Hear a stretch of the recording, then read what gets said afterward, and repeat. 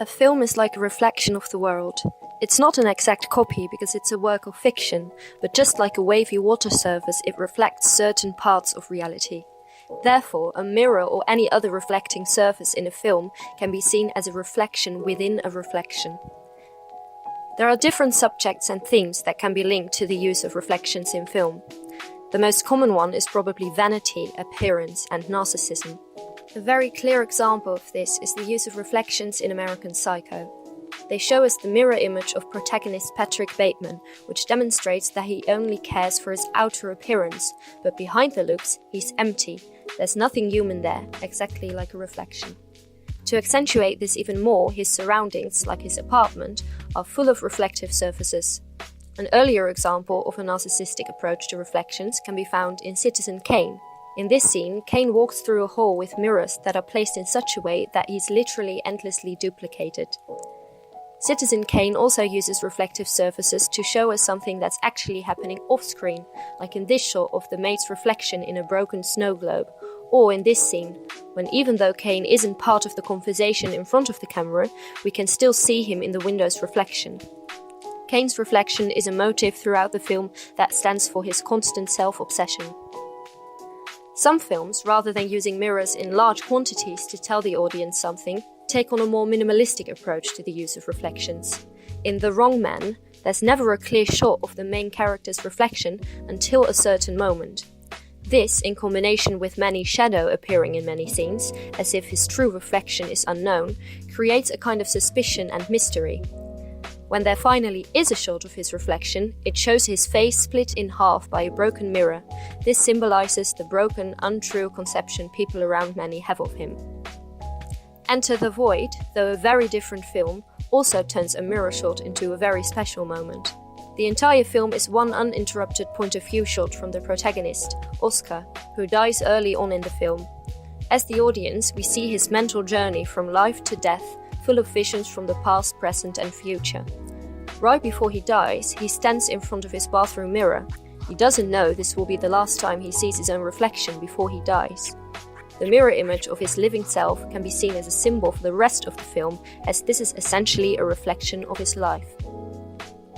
In this scene, in Silence of the Lambs, rather than just focusing on the reflection of one person, like in the previous films I talked about, a reflection is used to bring two people closer together. This shot shows that even though there's a war between Clarice and Hannibal Lecter, they are in fact very close to one another, both literally and figuratively in the way they talk. The reflections of two people framed closely together can also be seen in the last scene from The Lady from Shanghai, which takes place in a mirror maze.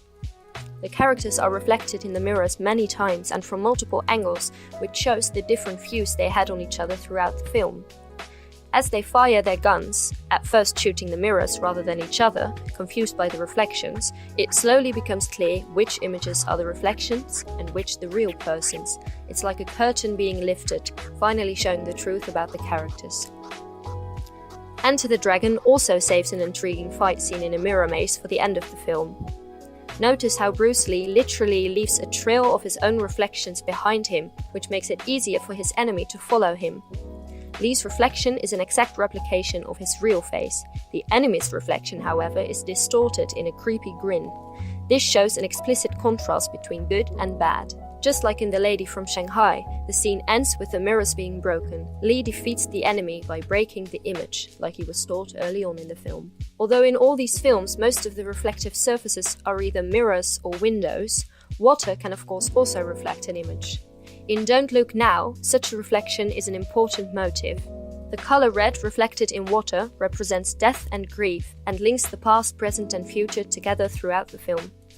Being set mostly in Venice, which is full of canals reflecting the city, the memory of the drowning of their daughter seems to literally follow two parents as they can't let go of their past. Another theme often portrayed by reflections in films is loneliness and solitude. Films in which this happens are La Notte, where reflections show how a married couple estranges from one another, Lost in Translation, in which two people find themselves in a foreign city where almost everything is new and unknown to them, except for their own reflections, and Her, where the reflection of the protagonist symbolizes his illusion that he is not alone, even though he is talking to a computer that only reflects what he looks for in a woman. A common reflection that these three films share, apart from the mirroring of the faces of the protagonists, is the reflection of the busy city around them, which is in contrast with their observing and calm nature, making them look even more estranged.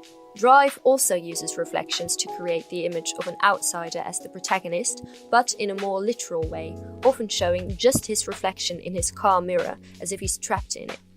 And in this short, his reflection is shown in a mirror to show us that he is projecting himself in a situation that he wants to be a part of. He isn't a part of the girl's life, which is why he is not in front of the camera, but he wants to be, which is why his reflection is. Although Taxi Driver also includes reflections in car mirrors, the most important mirror scenes are the ones where Travis talks to his own reflection. His mirror image shows the ambiguity and evolution of his character, and the fact that he practices routines in front of his mirror by acting as if his reflection is someone else shows that he is slowly estranging from himself, aka from his own reflection. True Romance also shows the duality of a character through a mirror, but this time by showing a fantasy or hallucination, whilst the protagonist, Clarence, is looking in the mirror. Clarence imagines that Elvis Presley is telling him what to do and how to act on a certain event.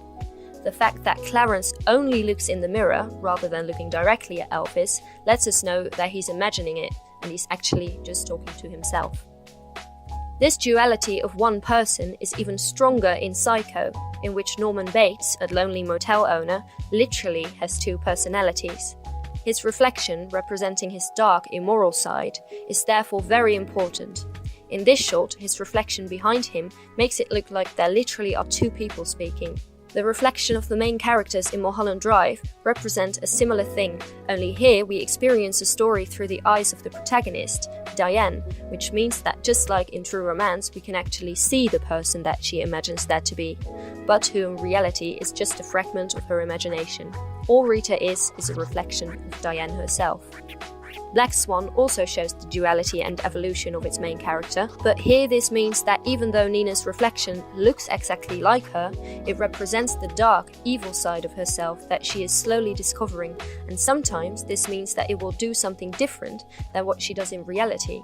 The darker side of her is something she projects onto Lily, a fellow ballet dancer, and because we experience the film the way Nina experiences everything, Lily becomes the literal embodiment of Nina's reflection. An embodiment of a reflection is also what happens in L'Amant Double, although here the protagonist imagines that to be an entire person who doesn't exist, just like in True Romance and Mulholland Drive. The excessive amount of mirrors and reflections in this film once again portrays the two-sided personality of the main character. In La Double Vie de Véronique, rather than one person sharing two personalities, there's two people sharing one personality. Veronica and Veronique are doppelgangers, but they don't know of each other's existence. A recurring reflection of Veronique's face shows that she's magically linked to someone. At a point in the film, when she thinks she's on her way to discovering why she feels like something in her life is missing, she starts looking at her reflections. Later on in the film, when the trail she was following has a dead end, she stops noticing them, just like before. Lastly, to illustrate the idea that a film is a reflection of the real world, I want to include Inception, since this story is about creating a dream world, which looks a lot like reality, but isn't real. You could say that therefore this mirror in the dream world in the film Inception is a reflection in a reflection in a reflection.